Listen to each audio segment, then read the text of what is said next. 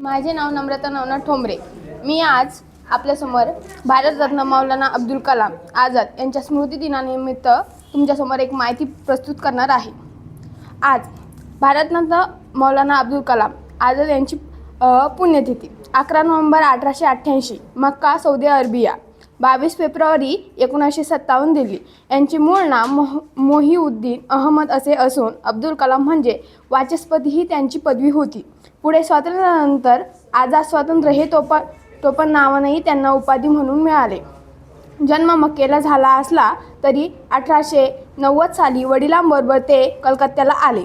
पारंपरिक मुसलमानांनी शिक्षण पद्धतीप्रमाणे मौलाना आझादांनी फारसी, उर्दू व अरबी या भाषांचे प्रथम अध्ययन करून नंतर तर्कशास्त्र, इस्लाम, धर्म, तत्त्वज्ञान व गणित यांचा अभ्यासक्रम केला।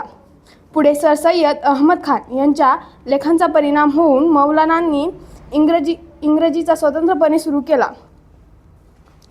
1908 मध्ये इजिप्त, अरबस्तान, तुर्कस्तान, फ्रान्स इत्यादी देशांना त्यांनी भेटी दिल्या।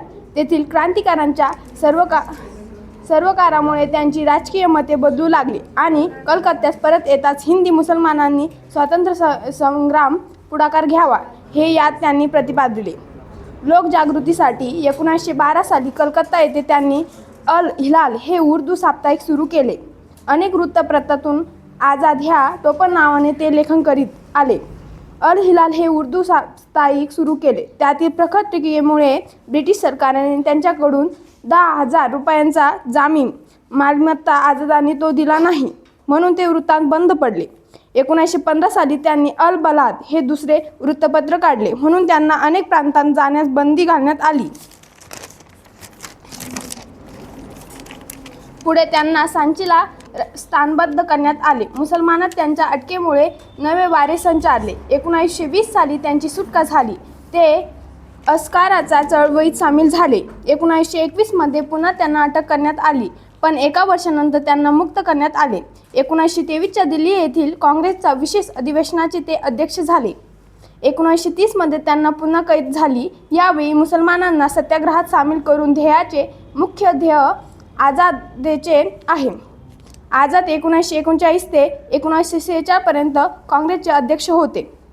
1942 च्या चले जाव आंदोलनाच्या वेळी त्यांना पुन्हा तुरुंगवास भोगावा लागला।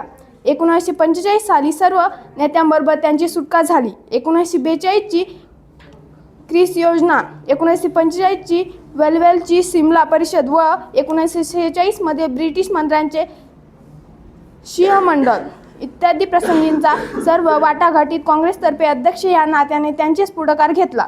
स्वातंत्र्यानंतर ते केंद्रीय मंत्रिमंडळात सामील झाले।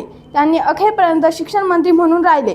आझाद प्रभावी वक्ते होते। त्यांची इंग्रजी, उर्दू, अरबी व फारसी भाषांवर चांगले प्रभुत्व होते। त्यांनी अनेक वृत्तपत्रांतून लेखन केले आणि उर्दूत काही पुस्तके लिहिली। त्यातील तज़किरा, गुब्बारे खालिद, फौले फसल, दास्ताने कबसला तर जुमानुज कैरारा, कुराणचा उर्दू अनुवाद ही प्रसिद्ध आहेत।